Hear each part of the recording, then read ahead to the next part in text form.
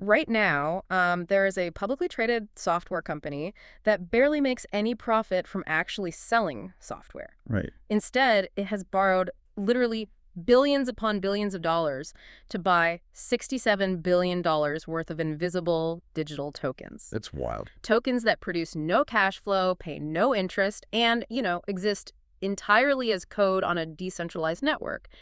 And Wall Street isn't punishing them for this. Oh, no, Wall Street is cheering them on. Yeah, they're throwing even more money at them. They're buying up newly engineered financial products designed to extract cash dividends out of an asset that doesn't generate cash. It defies logic. It really does. And if you are listening to this on your commute right now and thinking, wait, how is it mathematically possible to pay dividends using money from a totally different non-yielding asset?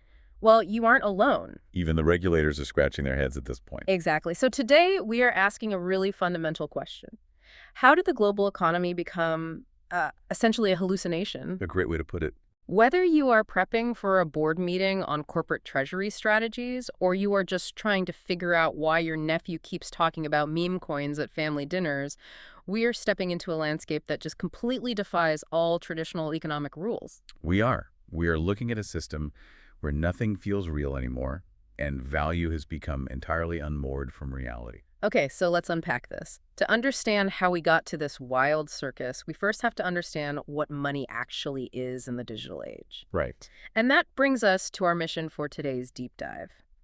We are unpacking a truly provocative article published on June 2, 2026 by the author and researcher Sean Dempsey. It's a fantastic piece. Yeah, and the title of today's deep dive, which is also the title of his piece, is Cryptocurrency the Poster Child for Economic Postmodernism? That's a heavy title, but it fits perfectly. It does. Dempsey explores this massive, bloated cryptocurrency bubble that has reached staggering heights. I mean, we are talking about a world where Bitcoin soared to over $120,000. But he doesn't just look at those ticker prices, He looks at the mood, the culture, and the absolute blurring of lines between what is a solid asset and what is just a floating narrative. Yeah, and earlier I promised a circus analogy, and I think this fits perfectly here. Let's hear it. What we are going to look at later with these corporate maneuvers, it's the absurd riding the absurd.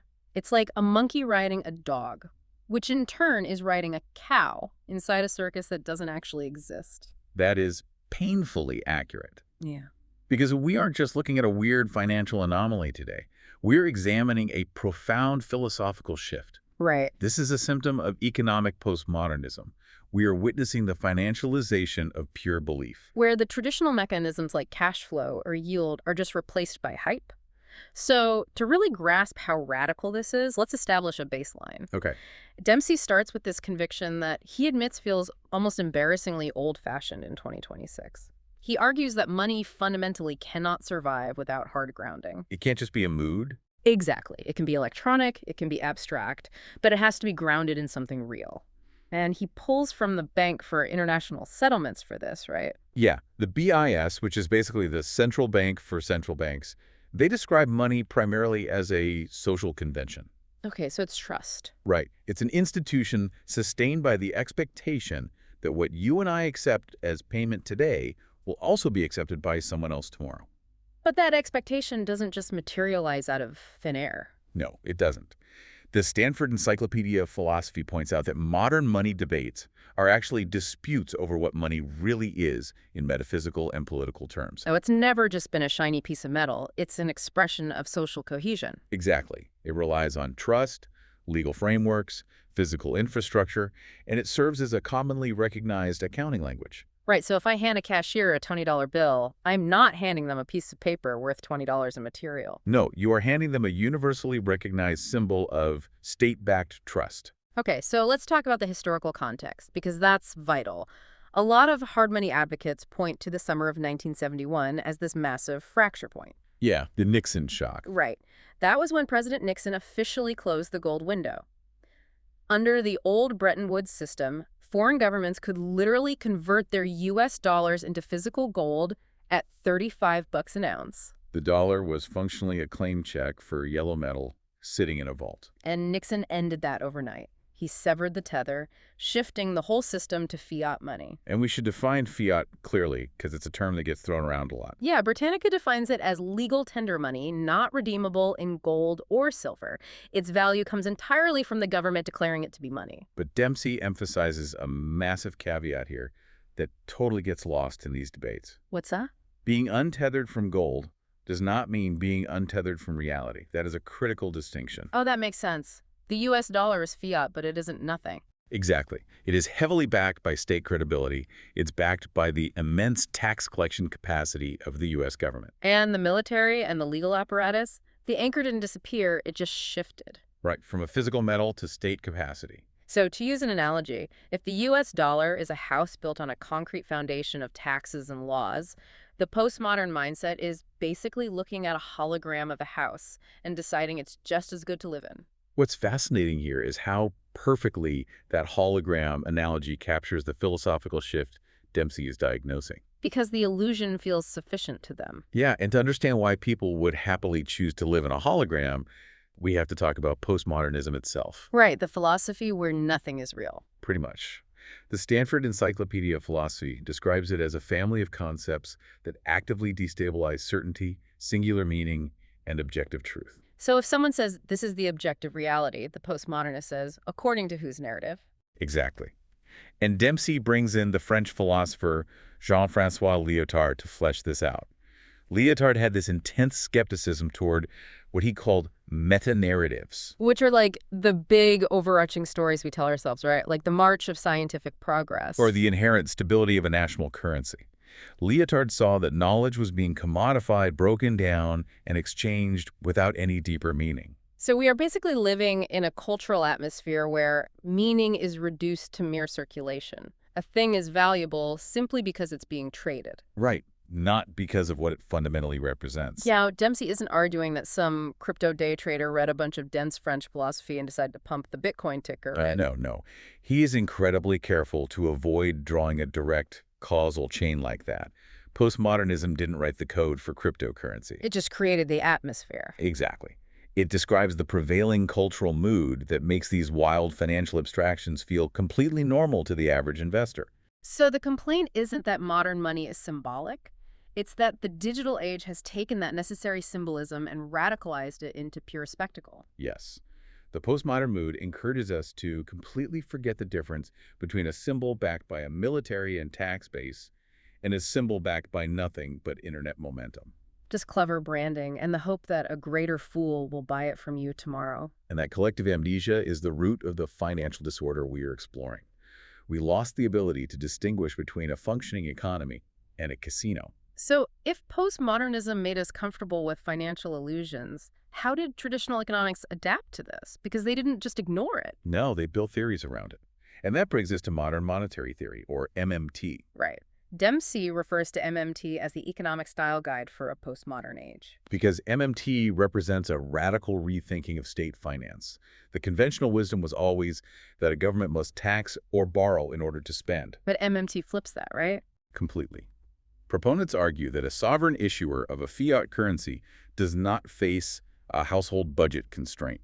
Basically, a government that prints its own money cannot ever run out of money. Which sounds like magic to the average listener who has to balance a checkbook. Like if the government operates the stadium's scoreboard, they can't run out of points to put on the board. Right, but there are caveats in the academic theory. They can't just print infinity dollars without consequences. No, and MMT scholars like L. Randall Wray are very clear about real-world limits. They argue spending is constrained by real resources, like labor and factories, and the threat of inflation. But Dempsey remains skeptical of how this plays out in practice, doesn't he? Very skeptical. He argues that MMT often sounds like a world where money becomes an endlessly editable legal text and limits are just rhetorical talking points. And he brings in critics to back that up, like the Banque de France. Yeah, their economists argue MMT basically turns money into a mere state-created token, dangerously downplaying monetary policy credibility. They said it looks more like a political manifesto than a rigorous economic theory, right? Exactly. And he also cites Gregory Mankiw, a prominent macroeconomist, who concluded that MMT's most aggressive policy prescriptions just don't cogently follow from its own premises. So we have this tension. MMT scholars say inflation and resource bottlenecks are real boundaries. But on the other hand, MMT feels like it was born directly out of that postmodern cynical mindset. Well, historically, we have to be precise. Dempsey clarifies that academically, MMT is not a child of postmodern philosophy. Oh, really? Yeah, its pedigree runs through older concepts like Knapp's state theory of money from the early 20th century, not French theorists. Okay, so analytically it's not postmodern, but culturally. Culturally, it fits the postmodern sensibility perfectly. MMT habituates the public to the idea that money is not a scarce object, but an authorized sign. So it trains people to think of money as something endlessly managed, legally edited, and politically interpreted. Yes, when a culture is primed to treat all narratives as negotiable, MMT acts as a massive permission structure. Because the general public isn't reading dense papers about supply-side resource bottlenecks. Exactly. They hear a politician say, the government can't run out of money, and they misinterpret that to mean economic value is infinitely scriptable. It's the ultimate green light for speculation. If the government can just speak trillions into existence, why can't a guy with a laptop do the exact same thing? And that public reception matters immensely. It eroded the psychological barrier that previously kept pure speculation in check. So MMT gave the public a philosophical permission slip.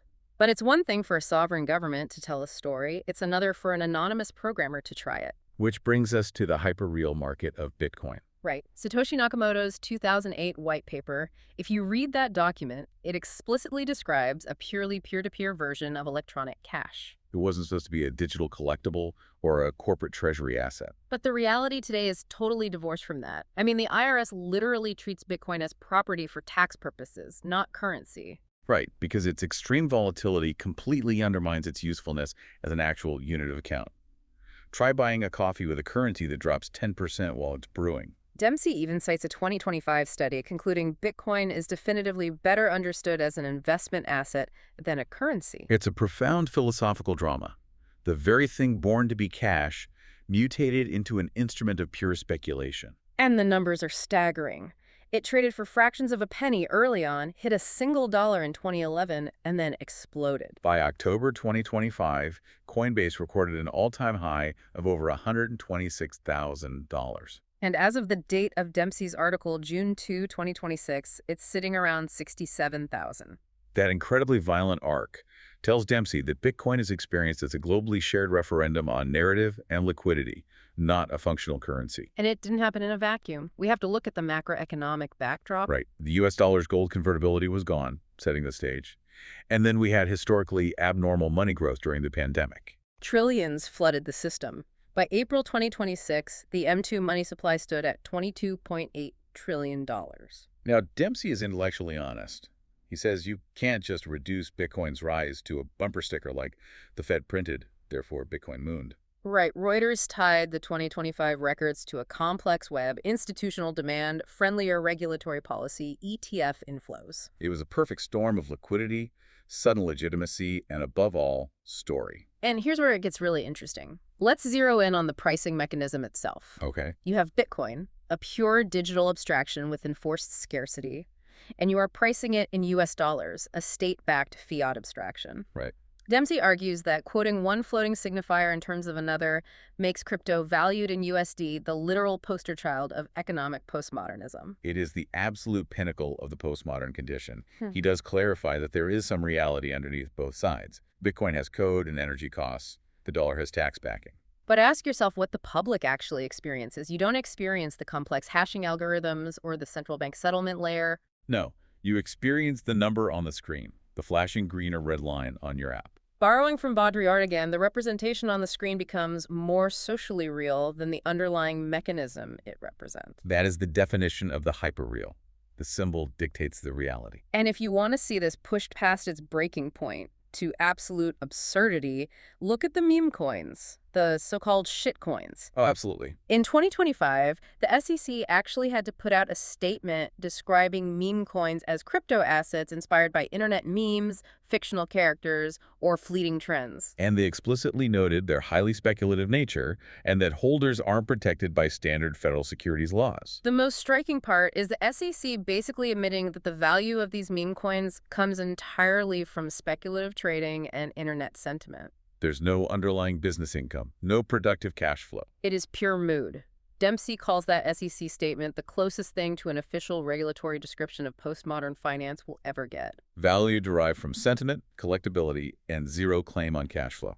It's a culture where wealth is socially recognized long before it's economically grounded. It's the era of price as proof. The logic is entirely circular. The price is high, therefore the asset must be inherently valuable. Which is a remarkably dangerous logic for an economy to run on. And Dempsey is deeply concerned that we've become dangerously comfortable with this. Right. So we have this hyperreal asset class floating on narrative and the illusion of infinite liquidity. And what happens when corporate America looks at that floating narrative and decides to build a massive, leveraged financial empire directly on top of it? Enter Michael Saylor. Right, the apex of absurdity. This is where the financial spectacle becomes truly operatic. We're talking about a prominent, publicly traded company formerly known as MicroStrategy, Who rebranded to simply Strategy in February 2025. which Dempsey finds ironic, as their maneuvers are entirely speculative, not strategic. But with that rebrand, they officially called themselves the world's first and largest Bitcoin treasury company. Even while still presenting themselves on paper as a business intelligence and AI software firm. Wait, the company claims it has a software business. Is it fair to call it a shell company? Well, Dempsey is careful with his legal terminology. Formally, Strategy does maintain a functioning software business with real revenues. So he doesn't call it a literal shell company. But in spirit. In spirit and market function, yes, it has become shell-like. The Bitcoin superstructure has grown so unimaginably massive that it completely eclipses the software business. Their market identity and stock price are entirely defined by Bitcoin, and those holdings are astronomical. They warehouse about $67 billion in Bitcoin. That's larger than the GDP of many nations. And here is the critical mechanism. They aren't buying this with software profits. Strategy's filings openly state they fund these purchases primarily from aggressive offerings of stock, convertible notes, and secured borrowings. They borrow massive amounts of money to buy an asset that produces zero income. Let's break down the mechanics of that, like convertible debt. Sure. Think of convertible debt as a financial transformer. You loan Strategy money, they agree to pay a fixed interest rate, acting like a bond. But the convertible part, If Strategy's stock price shoots up, driven by the Bitcoin they hold, you have the option to transform that debt into actual shares of their stock. so it attracts institutional investors who want downside protection, but crave the unhinged upside of Bitcoin. Exactly. It's an engineered proxy for Bitcoin. In the first quarter of 2026 alone, the volume was staggering. They vacuumed up about $7.36 billion in total net proceeds. In a single quarter. Yeah, selling common stock and preferred products. And they still had nearly $50 billion of capacity remaining to sell under their programs. Imagine a casino where you gamble with chips, but then a company opens next door that borrows billions in real money from banks just to hoard those specific casino chips. It's a recursive, self-fulfilling loop. Michael Saylor took an absurd construct Bitcoin and layered another absurd construct on top, a corporate vehicle that issues debt to buy Bitcoin, which pumps the stock, which lets them issue more debt to buy more Bitcoin. Dempsey frames this using Baudrillard's concept of signs breeding signs. A digital protocol gets absorbed into a corporate treasury, then layered into traditional securities. In a May 2026 prospectus, Strategy referred to its balance sheet as a digital fortress. They boasted, "We structure and securitize Bitcoin." What's fascinating here is Dempsey calls this the industrialization of reflexivity. It's no longer treasury management. It's a machine anchored entirely to discretion and the ability to reprice belief. Right, it's anchored solely to the beliefs that the market will keep buying the new securities they issue. And to keep that machine running, Strategy needed a new product. And that product is where the postmodern illusion starts to buckle under its own weight. Let's look at this recursive pyramid built on air. The product called Stretch, ticker symbol STRC. STRC is the specific instrument Dempsey scrutinizes most heavily. It's a perpetual preferred stock targeting a massive 11.50% annual dividend. 11.5%. Paid monthly in cash, meant to trade near $100 par value. In any normal environment, that sounds incredible. But there is an enormous structural catch hidden in the fine print. What's the catch? The official materials state that STRC does not offer a guaranteed return. The dividend is payable only when, as, and if declared by the board of directors. So they don't even have to pay it if they have the funds. Exactly. The cash dividend is strictly legally not guaranteed. So what does this mean for the investor? You are buying high-yield credit exposure issued by a company whose entire economic identity is tied to an asset that produces zero cash. This raises an important question. How exactly do you pay a high-yield cash dividend from an asset that doesn't generate a single cent of cash? You don't. The ability to earn profit from holding Bitcoin depends entirely on price appreciation, and Bitcoin is violently unstable. Right, so they are replenishing their cash liquidity by issuing more securities to the public, Yeah. just to pay the yield on the older securities they previously issued. Dempsey points out that in the March 2026 quarter, Strategy paid $229.5 million in cash dividends. By May 2026, cumulative dividends paid hit $692.5 million. Where's that cash coming from if the software business doesn't make that much? Exactly. And that leads to the most significant moment. On June 1st, 2026, Strategy disclosed it had sold 32 Bitcoin for $2.5 million to fund preferred stock distributions. The ultimate never-sell company literally had to sell pieces of its core asset just to keep the acrobats in the circus paid. The illusion is cracking. I mean, I am deeply skeptical. If a company is using new investor money or liquidating the core asset to pay off promised yields to older investors, how is this not a Ponzi scheme? Well, Dempsey is exceptionally careful with his language here. Legally, he cannot call it a Ponzi scheme. Because it's not a secret fraud. Right. A Ponzi requires deception regarding the source of returns. Strategy's SEC filings fully disclose all the risks. They openly admit they may use proceeds from additional stock sales or actual Bitcoin sales to fund liquidity. So it's an open, disclosed, incredibly risky loop. But economically and philosophically, Dempsey says he does regard the structure as fundamentally pyramid-like. It relies heavily on constant fresh demand and market confidence. It's a pyramid built on a pyramid, balancing on another reckless pyramid. It is a postmodern economic nightmare. But to be fair to you, the listener, we have to look at the other side of the coin. Right, we have to steelman the opposition. Because heavyweight legacy institutions aren't dismissing this. What are BlackRock and State Street seeing that we aren't? BlackRock published a 2025 paper arguing Bitcoin is a unique diversifier. They note investors view it as a scarce, non-sovereign global asset. And State Street views it as a strategic allocation and a hedge against fiat debasement. Even macroeconomist Lynn Alden argues that corporate Bitcoin strategies, like what Strategy is doing, serve as necessary structural conduits for capital. So the bull case is that Bitcoin isn't pure nothing. It has a hard supply cap of 21 million, it's open source, and has a track record of security. And there's a charitable reading of Strategy, too. The argument is they are engaging in market completion. Meaning what? Translating the raw, unpalatable volatility of Bitcoin into different wrappers that different institutional investors can tolerate. I hear that. But even if we grant that, BlackRock admits it's high risk and could result in a total loss. True. And Strategy's own filings warn that unrealized paper gains don't pay the bills. Even the strongest institutional case doesn't claim this is completely safe. The case is simply that it's novel and increasingly integrated. But acknowledging an asset is structurally important doesn't mean current valuations. The $120,000 peaks or these leveraged corporate pyramids are sane. We both remain deeply skeptical. The phenomenon is too large to dismiss, but its size doesn't justify the postmodern pricing models. So, if this is an unstable pyramid built on hyper-real pricing, what happens when it falls? How does this end? Dempsey introduces a philosophical framework for the aftermath called Metamodernism. The metamodern synthesis. I believe the bubbles must pop. This relativistic lens has to break. But metamodernism isn't just doom and gloom, right? No, it's essentially a Hegelian synthesis. You start with the modern belief in solid value, then the postmodern cynical belief that nothing is real. And the synthesis. Metamodernism oscillates between modern hope and postmodern irony.